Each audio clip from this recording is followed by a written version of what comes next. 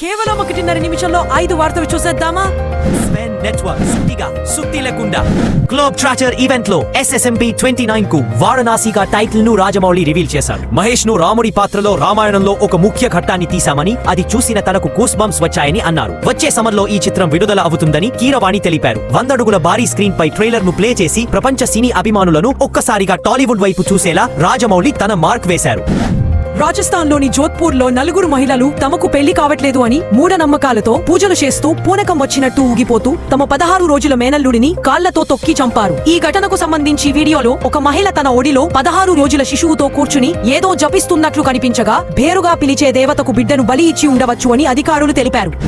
America విదేశాల నుంచి దిగుమతి చేసుకుంటున్న ఆహార నిత్యావసరాలపై టారిఫ్లను తక్షణమే రద్దు చేస్తున్నట్టు ట్రంప్ ప్రకటించారు. అమెరికాలోని ఈ మధ్య జరిగిన ఎలక్షన్లలో తీవ్ర ప్రజా వ్యతిరేకతను చూసిన ట్రంప్ ఎత్తికేలకు కళ్లు తెరిచారని నిపుణుల అభిప్రాయం.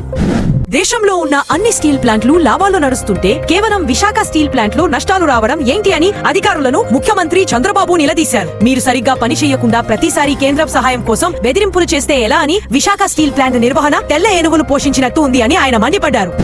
హర్యానాలోని కర్నాల్లో కమల్ శర్మ మరో 3 కలిసి PNL పేరుతో నకిలీ బ్యాంకును సృష్టించి అధిక వడ్డీ ఆశ చూపించి 26 నెలల్లో డిపాజిటర్ల డబ్బును డబుల్ చేస్తా అని చెప్పి సుమారు 60 కోట్ల రూపాయల మోసం కేసులో 4 పోలీసులు అరెస్టు చేశారు.